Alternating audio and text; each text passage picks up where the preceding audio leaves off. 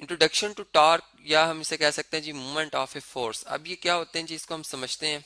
आम लाइफ की बात है कि जैसे हम घरों में एंटर होते हैं, दरवाज़ा खोलते हैं या बंद करते हैं, तो हम एक हैंडल लगा होता है जी दरवाजे पे, इसको जब हम अंदर की तरफ धकेलते हैं तो दरवाज़ा हमारा इस तरह से मूव करता है अंदर की तरफ, या खोलने के लिए हम बाहर की तरफ मूव कराते हैं। तो ये बेसिकली इसको टॉर्क का नाम दिया गया। अगर हम अब इसकी कंस्ट्रक्शन को देखें तो ये दरवाज़ा जो है इस दीवार के साथ यहाँ पे कब्जे लगे होते हैं, जिनके यानी जो इसके एक्सिस ऑफ रोटेशन कहलाते हैं। और इसका अगर मोशन देखें तो ये एक रोटेटरी मोशन है, यानी इसमें जो हमारे पास ये रिजिड बॉडी है, इसके एक जो पार्टिकल्स जो कि इस लाइन में आ रहे हैं, ये सारे उस इस लाइन में फिक्स होते हैं, बल्कि इसके जो बाकी पार्टिकल्स हैं वो क्या होते हैं जी, वो सर्कुलर पाथ में मूव कर रहे हैं। तो इस पूरे मोशन को हम कहते हैं कि ये रोटेटरी मोशन है।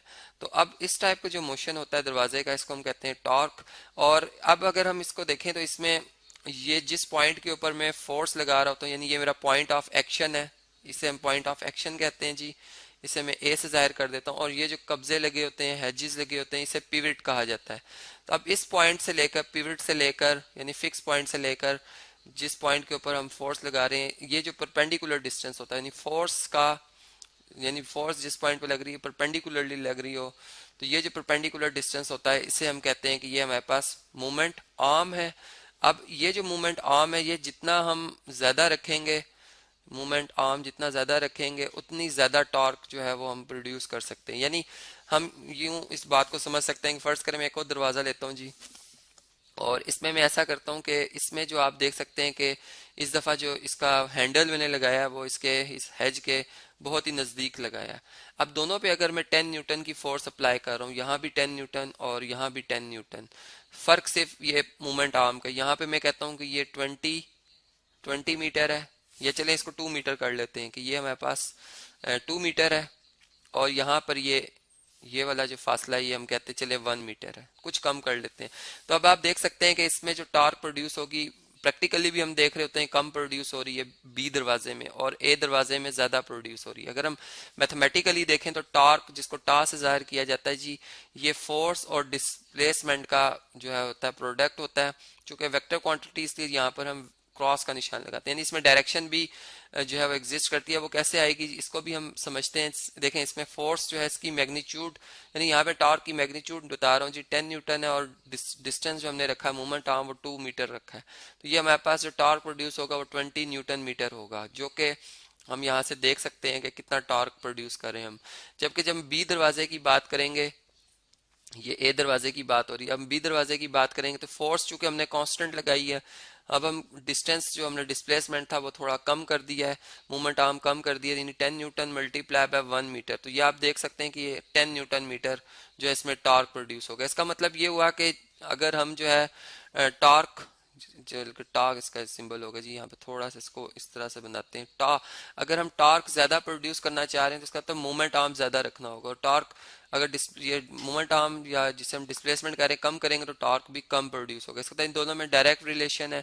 फिर इसी तरह हमने देखा कि अगर हम फोर्स, यानी अगर डिस्टेंस एक जैसा रख लें, ठीक है, ये हमारे पास एक पिवट है जी, यहाँ पर पॉइंट ऑफ फोर्स ये एक्ट कर रही है डाउनवर्ड, तो इसमें ये जो डिस्टेंस होगा, फर्ज करें फोर्स में कहता हूँ 10 न्यूटन है, और ये जो हमारे पास डिस्टेंस है ये 2 मीटर है, तो ये टॉर्क प्रोड्यूस होगा इसमें। ठीक है, अब हमने देखा कि अगर फोर्स की मैग्नीट्यूड बढ़ा दी जाए, इंक्रीज करके 20 न्यूटन कर दी जाए, तो इस दफा जो टॉर्क प्रोड्यूस होगा वो फिर 40 न्यूटन हो जाएगा। इसका मतलब कि फोर्स को भी बढ़ाने से टॉर्क ज्यादा हो जाता है और घटाने से कम, तो इनमें भी डायरेक्ट रिलेशन। तो इन दोनों को अगर कंबाइन करें तो इनका दो प्रोडक्ट बनता है, यानी दोनों फैक्टर हैं टॉर्क प्रोड्यूस करने के लिए। ऐसे हम दोनों को मल्टीप्लाई करेंगे और दोनों ही डायरेक्ट रिलेशन है इनका टॉर्क के साथ। अब मैंने कहा जैसे कि ये टॉर्क जो एक वेक्टर क्वांटिटी है और इसके जो यूनिट है वो न्यूटन मीटर है। अब ये किस तरह से जी, मैग्नीट्यूड तो हमने देख ली। अब हम ये देखते हैं कि अगर मैं देखें नीचे की सिम पे अगर फोर्स लगाता हूँ तो ये जो रोटेशन प्रोड्यूस हो जाएगी वो इस तरह से, ये ऑब्जेक्ट जो है अपने उस फिक्स पॉइंट के गिर्द गोल घूमने शुरू हो जाएगा। यानी अगर हम इसको इस तरह से कहें कि ये अगर ब्लॉक हो इस तरह का, तो ये इसके हर पार्टिकल, ये पार्टिकल सारे जो है सर्कुलर मोशन में आ जाएंगे, जबकि ये वाला पार्टिकल इसके गिर्द ये सारे ऑब्जेक्ट जो है रोटेट करना शुरू हो जाएंगे। तो इस तरह के मोशन हम रोटेटरी मोशन कहते हैं। और ये टॉर्क जो है प्रोड्यूस हो रहा है ये एंटी क्लॉकवाइज है, एंटी क्लॉकवाइज है, तो इसलिए हम इस किस्म का जो टॉर्क होता है जो एंटी क्लॉकवाइज होता है इसे पॉजिटिव कंसीडर करते हैं। यानी अगर फर्ज करें किसी चीज को हमने टाइट करना हो तो हम उसे एंटी क्लॉकवाइज जो है घुमाते हैं, तो वो चीज जो है वो टाइट होना शुरू हो जाती है। और अगर हम इसे एंटी क्लॉकवाइज घुमाते हैं, या अगर ये वैसे कंस्ट्रक्शन के ऊपर भी होता है, नॉर्मली ऐसा ही होता है कि अगर हमने किसी चीज को ओपन करना हो तो बाजू का ओपन करना हो तो हम एंटी क्लॉकवाइज फिर उसको घुमाते हैं, या बाजू का टाइट करना हो तो एंटी क्लॉकवाइज घुमाते हैं। ये फिर उसके कंस्ट्रक्शन पे होता है कि कैसे उसके हमने उसको कंस्ट्रक्ट किया हुआ उस डिवाइस को। फिर इसी तरह हमने टॉर्क की बात यह की कि टॉर्क जो होती है नेगेटिव होती है जी जिस वक्त हम इसे, यानी फर्ज करें ये दरवाजा ही है और इसे हम जैसे बैंक्स में आपने अक्सर देखा होगा कि एक दरवाजा होता है जी, ये इस तरह से ग्रिल्स लगी होती हैं और ये इस तरह से भी रोटेट कर सकता है और इस तरह भी, यानी दोनों ही सिमत में। तो अगर हम क्लॉकवाइज जो है वो रोटेशन करते हैं क्लॉकवाइज घड़ी की सिमत में, तो ये जो टॉर्क प्रोड्यूस होगा इसे हम कहेंगे कि ये हमारे पास जो है वो नेगेटिव टॉर्क होता है। तो इस तरह से हमने देखा कि टॉर्क एक वेक्टर क्वांटिटी जिसमें कि डायरेक्शन भी एग्जिस्ट करती है। फिर हम इस बात को यूं भी समझ सकते हैं कि जैसे हमने आम लाइफ में देखा होगा कि एक हमारे पास नट होता है जी, इसको खोलना है तो इसके लिए हमें रेंच या स्पैनर की जरूरत पड़ती है। अब स्पैनर जो है अगर हम इसे देखें तो उसकी जो शेप है वो कुछ इस तरह से होती है कि वो यहाँ से इसके साथ अटैच होता है, यहाँ से हम उसे ग्रिप कर लेते हैं।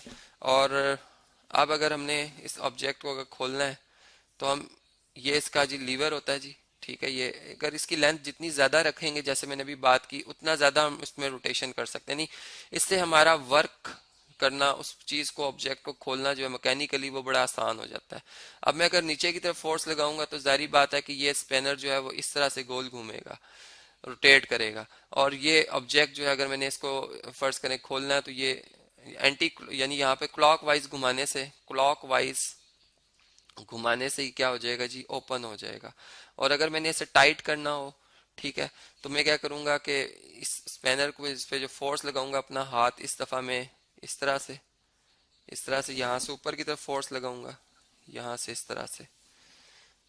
तो ये अगर मैं फोर्स ऊपर की तरफ लगाता हूँ तो जारी बात है कि ये जो स्पेनर है ये इस तरह से रोटेट करेगा, यानी अब जो इसकी डायरेक्शन होगी वो एंटी क्लॉकवाइज होगी।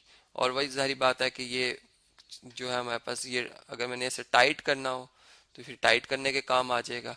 तो ये इस तरीके से हमने देखा कि डेली लाइफ में हम जो है वो टॉर्क को इस्तेमाल कर रहे होते हैं। टॉर्क के अगर हमने प्रोड्यूस कराना है तो हमने यहाँ से ये बात समझी कि टॉर्क प्रोड्यूस कराने के लिए जैसे न्यूटन सेकंड लॉ के मुताबिक नेट फोर्स दरकार होती है, एक अनबैलेंस्ड फोर्स जो कि उस बॉडी में मोशन क्रिएट करे। और इसमें जो हम मोशन क्रिएट कराते हैं बॉडी में वो रोटेटरी मोशन होता है, यानी बॉडी को एक पॉइंट पे फिक्स किया जाता है और उसमें रोटेटरी मोशन जो है वो हम क्रिएट करते हैं। और जितना ज़्यादा वो रोटेटरी मोशन रोटेट करेगी बॉडी उतना ज़्यादा उसमें टॉर्क प्रोड्यूस होगा। और टॉर्क प्रोड्यूस करने पे दो अवामिल असरअंदाज करते हैं, यानी एक फोर्स और एक उसका परपेंडिकुलर डिस्टेंस से मूवमेंट आर्म कहा जाता है। तो टॉर्क जो है वो इन दोनों पे डिपेंड करता है। एक मिकदार को अगर हम ख़त्म कर दें, ज़ीरो कर दें, तो टॉर्क भी ज़ीरो हो जाता है। इसका मतलब कि दोनों ही की मदद से टॉर्क प्रोड्यूस होता है। फिर हमने इसके स्टैंडर्ड यूनिट देखे कि टॉ जो है इसको, अगर इसका फार्मूला जो एफ क्रॉस डी है, यानी इसमें कांस्टेंट ऑफ प्रोपोर्शनैलिटी हम 1 शो कर देते हैं। और फिर इसके जो यूनिट्स बनते हैं वो न्यूटन मीटर बनते हैं। और ये कि ये एक टॉर्क जो है वेक्टर क्वांटिटी होती है।